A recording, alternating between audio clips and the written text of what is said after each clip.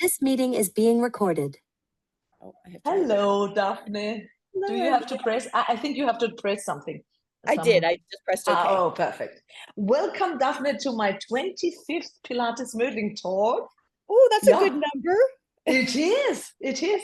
And you're my English teacher that I visited in London because nobody else answered my email when do you know when it was? Was it in 2012 or something? I think it might have even been earlier. It might have been like 2010.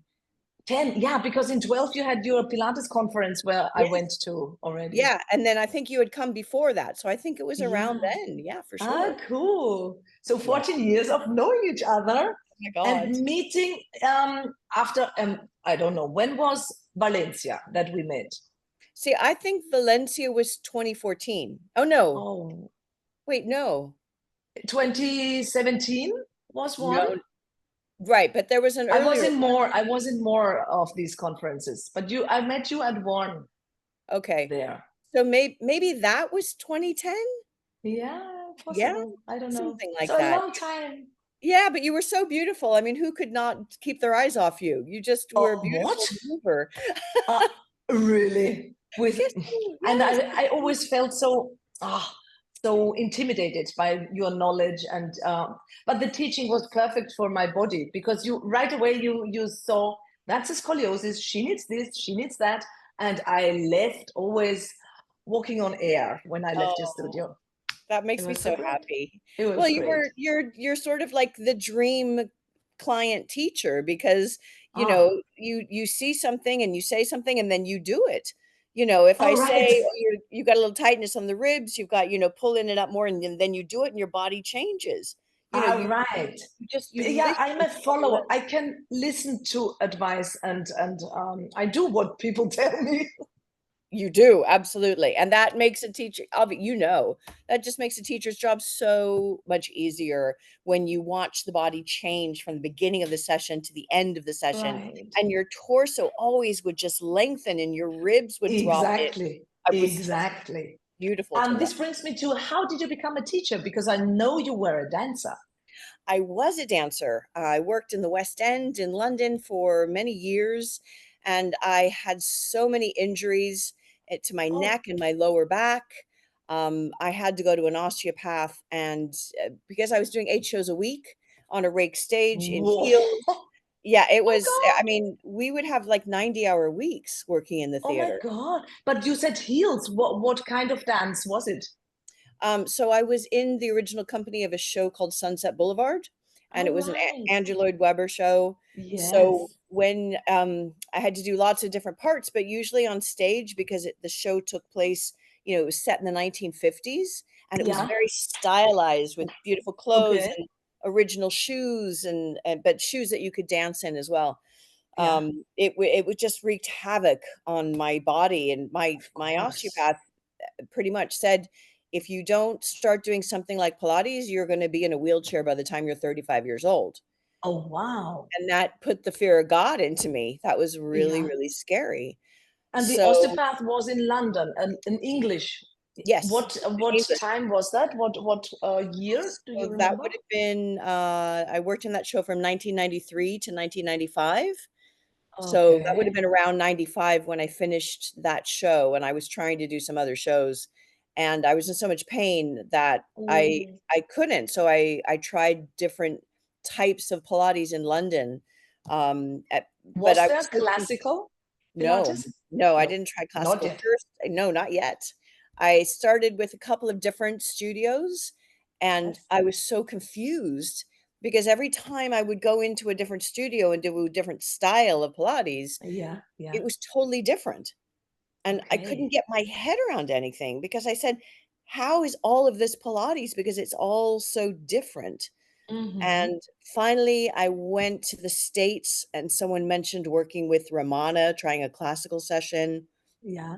So I got a classical session in New York. I worked with Ramana, and my life changed because it was like a mic boom. It was like a mic drop moment because my body was so different. at the end of that session, and I was pain-free in like one session. Yeah. You know, after 3 or 4 days, you know, the pain started creeping back in, but I knew that my body felt so different and that this was it. I Yeah. needed to learn classical Pilates. Absolutely. Okay. And did they let you? Did they let you come into Well, the program? I did. Well, I was based in LA at that point. So, I had a series of fantastic teachers who got me ready for the apprenticeship program. Ah, So because you had to be a good intermediate client before yeah. they would let you in the program. That's a Absolutely. good point. It That's a very good point because sometimes people want to become Pilates teachers without having been on any sort of equipment, without any anatomy. And then they start with beginner, but then very early they have to do the intermediate and advanced exercises. And they shouldn't be doing that. I completely agree with the way that I was trained that, you know, there's so you know how much there is in classical Pilates, how Yeah, much yeah. knowledge there is.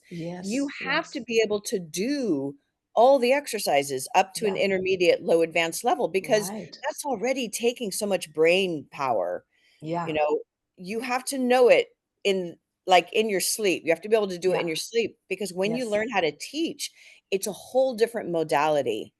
Yeah, Absolutely. and you can't be learning the exercises, you have to know the Mhm. exercises Yeah, before you yeah. teach them. Yeah, yeah.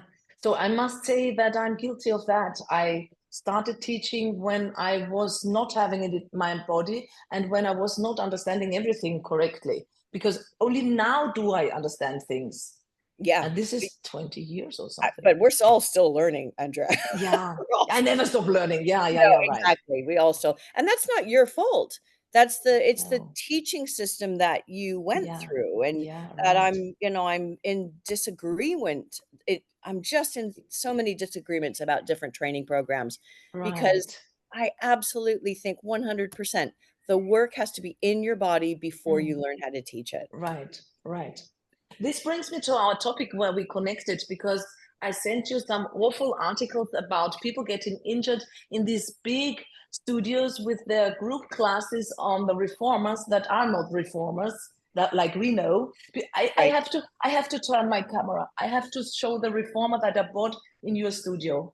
It's still this one. Oh, it is, it looks It great. is. I got a new one, but I sold the new one when I sold my studio. I kept the old Daphne one from your Oh, colleague. oh, I, great. I love it. It's the It's a perfect. great isn't it? It's a great reformer, Of it's so course, smooth. it will keep till I die, and then I will inherit it to my daughter or someone. But Exactly. and these studios, they don't have such things. Well, so, you know, that you sent me an article, and then another one of my teachers sent me another article that was in, the Time it was yours in the Yeah, Times, and one was in the Standard as well. yeah. Mine was in And the standard. Yeah. so it was in regards to, you know, a lot of the new equipment are trying to be super safe. So they're creating like locking mechanisms Yeah. or Yeah.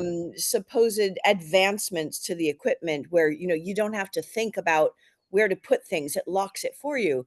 But I've been writing another article, by the way, and as I'm Ah, good. writing it, I'm going, you know, when Joseph Pilates taught this work, it was contrology.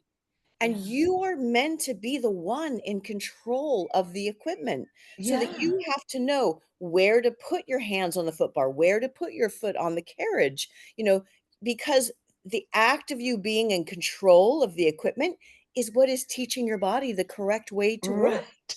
Right. So Yes. I started writing about that going, they're all going against what Joseph Pilates was preaching about Yeah. contrology, learning how to control and place your body with precision and dynamic and flow and breath and centering. And that Right. the new equipment doesn't give you those essential No. features. And then you have teachers who don't have our extensive continuing education and basic program. So it's more they put the people through very many repetitions and very quick and nothing functional. It's all it looks dramatic when all these footballers are doing one what is it arabesques or something and they are dying because the carriage is getting out of control, but that's not Pilates. It's not, again, we very seldom will do more than, I mean, what's the most amount of reps? We'll do like 10 sets of the 100. Yeah, You only don't, as long as you can concentrate and keep your inner connections. right, because if you over fatigue the muscles, it creates too much lactic acid, and then you're doing as much harm as you're doing good. Right. The idea is you engage the muscle, you get it working, it gets it ready for the next exercise. You Right. flow Right. beautifully into the next exercise. Yeah. You work a different muscle group, but that's still engaged to the previous exercise. So you Right. have a 45 to 50-minute flow where you've worked on everything. You don't need to do 25 or 30 reps of No, something. no, no. I Absolutely not. remember my first Pilates lesson with another teacher than apart from my training program was in a fitness studio, and they made me do leg circles 50 times on the reformer. Oh my God. And, and I thought, what am I doing? How can I control that? Why so many? And you have only 2 springs with that, so it's awful. Wow. It was like a Jane Fonda Right. moment for me. Right, that's just too many repetitions. You're gonna get too tired, and then you won't actually be able to engage the proper way. Right, and my concentration goes out of the window. Mhm. Yeah, I Yeah, agree, yeah. and that's another thing I think, because now, again, we have so many studios, going back to the idea about, the cheaper studios, and Mm, they don't wanna put any more money into, like, look at your beautiful Cadillac, you have your pedipole, you have your high chair. yeah, When you don't have the additional pieces of apparatus, yeah. people are trying to find another way around it. So they're giving them, okay, Mm. do 30 arm lifts with a Yeah, yeah, kettlebell, yeah, or, yeah. creating like a circuit training thing in a Pilates studio That's it. because they don't They have put the other pieces. balls. Yeah, they put balls and kettlebells and whatever foam rollers on a reformer Yeah. to I make everything unstable. it makes my blood run cold because I was Yeah. actually an expert witness in a big court case here about 8 years Oh ago. wow. Oh my God. And it was because a teacher put a foam roller on the Cadillac and then put a client in a very, precarious position, and that client fell off and broke her collarbone. Oh God. And so we had to prove basically that what she was doing is not a Pilates exercise. She was No, doing something no. she made up. Yeah. And that client suffered a terrible collarbone injury Yeah, because that yeah, yeah. teacher just decided to make up something to try to challenge her more because she Yeah, yeah. didn't know any other exercises that were in the Right. classical repertoire Yeah. to do. And we have over 600. Oh my God, probably even Even more. more. Even more. Absolutely. Yeah, yeah, So it's a fine line. yeah, Also there's the issue that training centers are so worried about, charging a huge amount of money for a comprehensive yeah. program. So Yes, they've yes. they've broken it down to, okay, just come and just learn the reformer, Yeah, yeah, come and just learn the mat. yeah, So I'm constantly getting emails from teachers saying, "I'm certified in classical mat, yeah. and can I And teach a mat they class want to at your come to studio?" work for you. Ah, Yeah, great. and, But the awful thing is, you can, in Austria, you can teach this mat classes in a fitness studio. They love you for that. They need they do it you. here too. They do it here too. Mm, yeah, So it breaks my heart because of course they're like, "I really need some work." And I yeah, said, I always say to them, I wish you well because um you'll find more work if you actually can do a comprehensive program. right, But right. it will teach you how to do your mat work better once you learn how the Yeah, equipment slots into that, yeah, yeah. I because they're meant remember. to go hand in hand. Yeah, right. I remember Bob Likens coming to Austria, and I was only certified in math. And he said, "You need the rest." And I said, "Why?" He said, "10% of Pilates is the mat. The rest is equipment. You have." And I said, "Okay, so I'll do it." And I did, and I was so happy. I'm so grateful for that he told me that.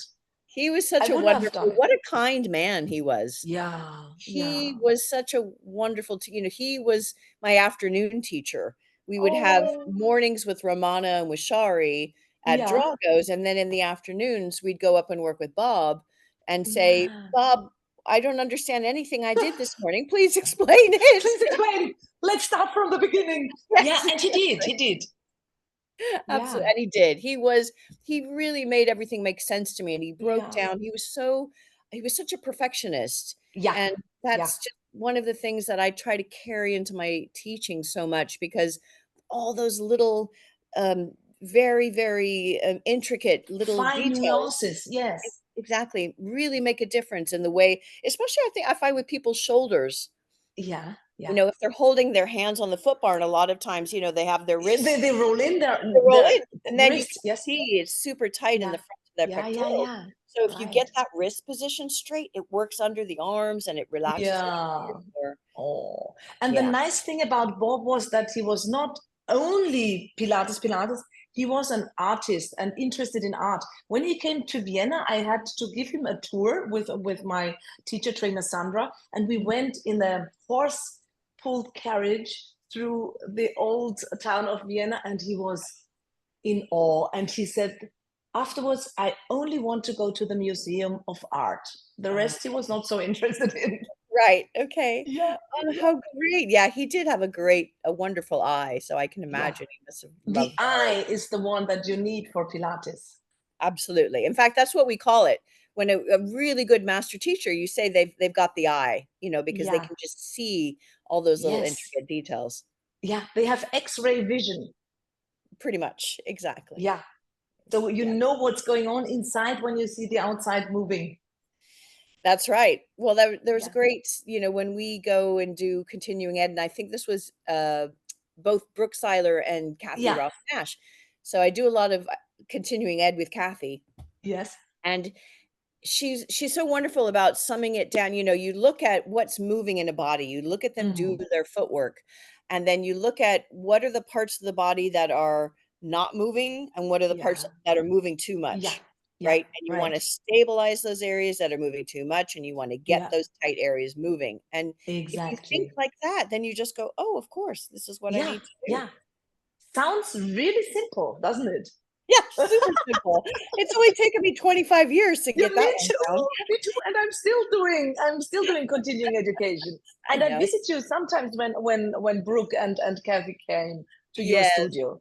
I And know. you know, I connected with Kathy on a continuing education of scoliosis with Dr. Susan Martin. I think you told me a little bit about Yeah, that. Yes, yeah. how was that? Susan was there was internet program, and then it was internet problem, and then only the people listening were left.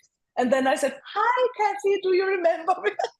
And we were connecting And in I the bet she Zoom. did, I bet she Yeah, did, she remembers everybody. yeah, yeah. Oh, Everybody, she remembers the body. I yes, had she a does. lesson with her in Valencia, and Mhm. I was in a very bad way with shingles, and she taught Oh, me. She taught wow. me, and she did. How did you get through that with shingles? It Oh my was god. it was it was amazing. It was a basic reformer, and I Mhm. got out everything that I needed, and I felt better afterwards Oh, good, okay. I with had no everything that idea that she you did. had shingles when we were in Valencia. I Really, Yeah, you didn't show it at all, I would never have guessed. yeah. I put things over over the top. Yeah, yeah. Gravel. I covered up a lot, but I've stopped covering up. Now you know everything about me. That's it, absolutely. Daphne, what do you do to relax from teaching? What is your downtime? Ah, the conservatory. Conservative well, I also have a very nice if you can see, I have a very nice garden back there, Yeah. This and is where you so wind down and this is I come back, you know, after a long day teaching, I'll have a little glass of wine, I'm sitting in the yeah, backyard with all the it's really interesting in the area of London that I live, it's zone 2, so it's still quite central. I'm only 10 right. minutes from my studio, but Perfect. it's very quiet in this part of London. Yeah, So good, I can good. go out and look at my flowers and sit in the garden and, you know, Yeah, that just goes, "Oh," and then I can completely very relax. good. So that's lovely. How did you before we talked, you said this was during COVID a nice oasis for you to go back to and teach from there because we were not allowed to teach in the studio. Right. So you had Well, online teaching. yeah, so I did about half of it here. The other half, unfortunately, just at the beginning of COVID, my mother passed away in Los Oh, I'm Angeles. sorry. Oh my Thank you. God. Yeah, I mean, it was expected as it could be, Yeah. when And you, you had to go to Los Angeles. so I had to get permission to fly to Los Angeles. It was in the middle of the worst part of COVID. So it was, I felt like I was going to have an emotional breakdown trying to Yeah. deal with my Yeah. mom's affairs during that time. I think it was like 1 in 5 people had COVID at that point in Los Angeles. So I literally got to move Wow. here. Oh, Um, anyway, so I had to deal with her affairs there. But at that point, when it was the worst apex of COVID, yeah. they canceled all the flights back from Los Angeles to You London. couldn't get back. You were stuck in the States. I couldn't get back. There were no hotels open. All my friends had COVID.